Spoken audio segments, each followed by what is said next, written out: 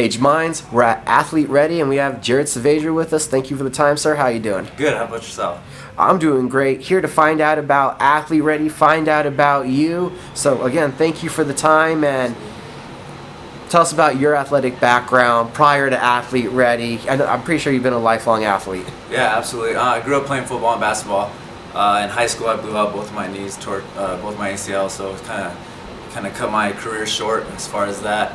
I got into the personal training at a commercial gym when I was 21. Didn't like that so much, working with just kind of the general population of people. Then I started at UNM, teaching strength conditioning classes while I was getting my master's degree.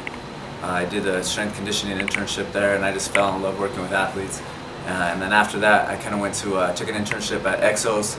A lot of people know them now, especially that they have a good partnership with the UFC. Great experience for me. Got to work with a lot of high-level athletes there. And then after that, I came back to New Mexico. Saw kind of a need for strength conditioning, sport performance, stuff like that.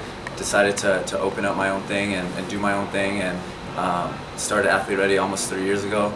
And then just now working with fighters for like the last year and a half. So it's gone pretty well. How did you come up with the name, the idea for Athlete Ready?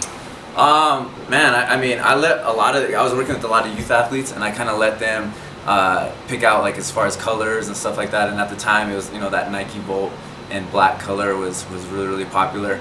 So I let them actually pick out the colors. Athlete Ready, I have no idea how I even got the name, to be honest with you. Just kind of bounced ideas around from friends and peers. So just one thing led to another, the name, then a logo, then a website, and it just kept on kind of just spiraling from there. And specifically when you first started out, was there a specific group of athletes that you were looking to work with? Yeah, absolutely. I mean, youth athletes is really my passion. I love working with high school athletes primarily. We don't have many opportunities and stuff like that here in New Mexico. We're super far behind when it comes to like sport performance things that other states like Georgia and California are getting consistently. And our kids have a lot of potential, and I really enjoyed working at that market for sure. And then your travelings throughout the country have been able to open your eyes to see these different ways of training that are happening, right? Yeah, absolutely. So when I took that internship at Exos, I was living in Florida. I lived there for 6 months, got to know the culture there and that Gulf Coast there. And I saw so many things that those high school athletes were doing that we don't do here. So it's pretty tough to see, and I would definitely wanted to give that opportunity for sure. So from where you took Athlete Ready, how did you end up crossing over to that mixed martial arts world? Who was the first fighter, and had you dreamed of even working with combat sports athletes prior to that? Yeah, so I didn't have much interest in working with fighters at the time. I didn't know much about MMA and stuff like that. I got my first fighter, Donald Sanchez. We worked together really well at the time. He ended up doing really well with it, and I kind of disclosed to him at first, like, I'd never worked with fighters before. This would be my first time, and he kind of said, can you get me stronger? Can you get me faster? Can you, whatever? And I said, absolutely, and kind of one thing led to another, and then more people started hearing about it and coming in and kind of seeing that it was a lot different than what they've been doing in the past, and it is a lot different. We do a lot of different techniques and stuff like that, and once they started seeing that, then it kind of just grew from there.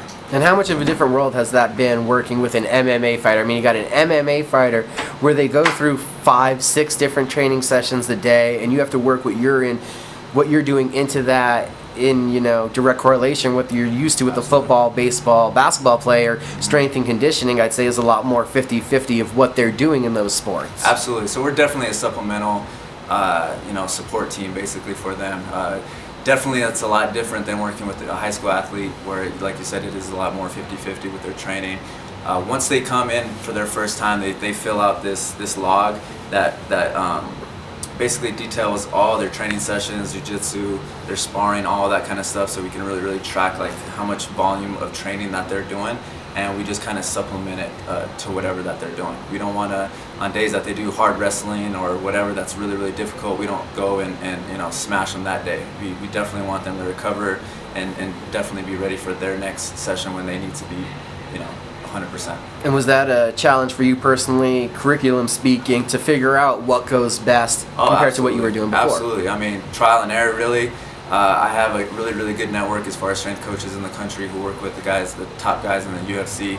Kind of bounce ideas around them. I travel to a lot of conferences and kind of connect with these coaches and ask what they're doing to keep track of that volume and training, and what things that they do to supplement the training session or whatever the case may be. So I started kind of mixing it up a little bit, taking the guys to the pool, doing recovery work there, taking them outside, doing different things. I've even had yoga instructors come in here once in a while to do some stuff with them. Just kind of mix it up for them a little bit, really try to give them the best of both worlds, really, and really just be an asset and a small part of their journey, really. And then there's also the dreaded monster that's involved with MMA of weight cutting. So what has it been like also learning that aspect? Because that's, again, something totally foreign for the other sports you work with. Yeah, absolutely. So, I've never had to, and that's kind of something that I talk to them right away about. I don't do anything as far as like the weight cut that week of. I don't have experience doing it myself. I've never been with someone who's actually done it as a coach super successfully with an athlete that's in the safest manner. So that kind of stuff I really do stay away from. I really try to get them to feeling really good before they leave and on point as far as their weight before they go, where they want to be, where they feel comfortable at. And that's kind of my thing.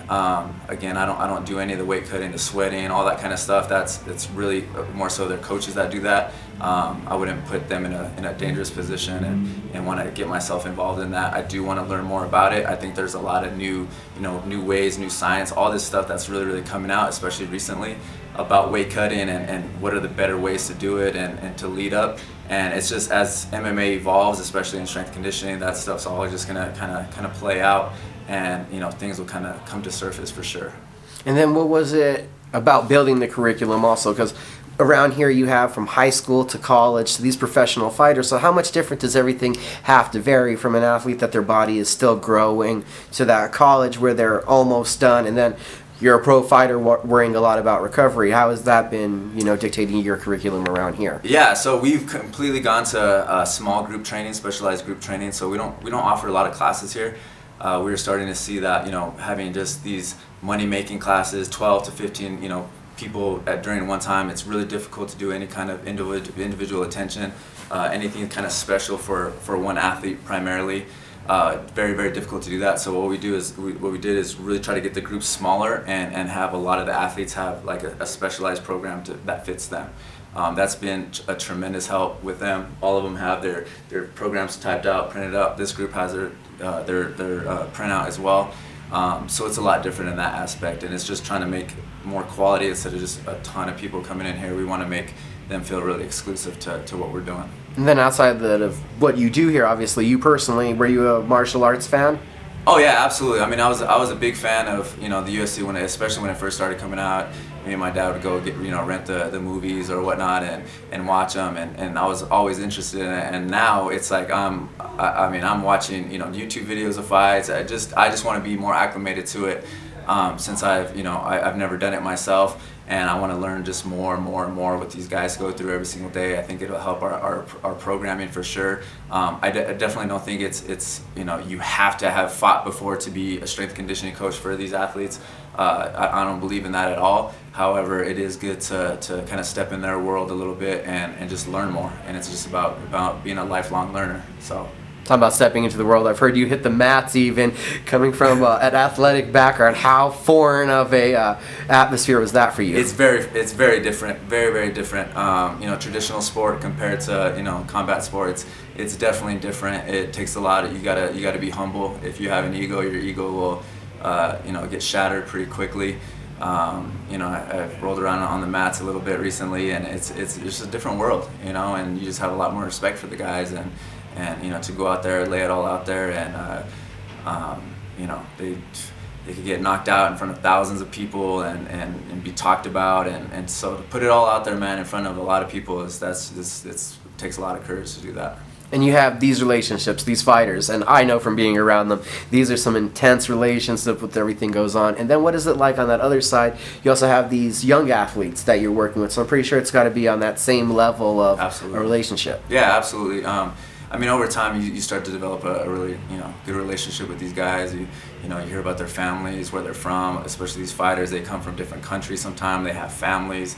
To hear all those kind of stories, it's like, wow, like they're really sacrificing a lot, you know, to pursue this dream. So, and it's the same thing with the kid, you know, we're really, really close with our kids. We go watch them on weekends perform, stuff like that.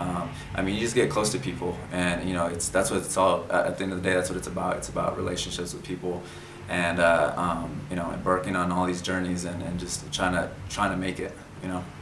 And this will probably be a 7-minute question, but what do you feel about your curriculum and what you guys do here makes Athlete Ready special? Definitely by far is the culture that we have here. You know, a lot of people, you know, we all know what a squat is. We all know what deadlifts are. We all know what farmer carries are. We all know that stuff as coaches. But I think what makes us different than a lot of gyms is the culture that we have. We have, you know, athletes from Jackson's, from Luttrell's, from Fit, all training together at the same time, regardless of what gym they're at, whatnot. I think it's really, really important that you create a positive culture, and everyone's really, really cool with each other here, and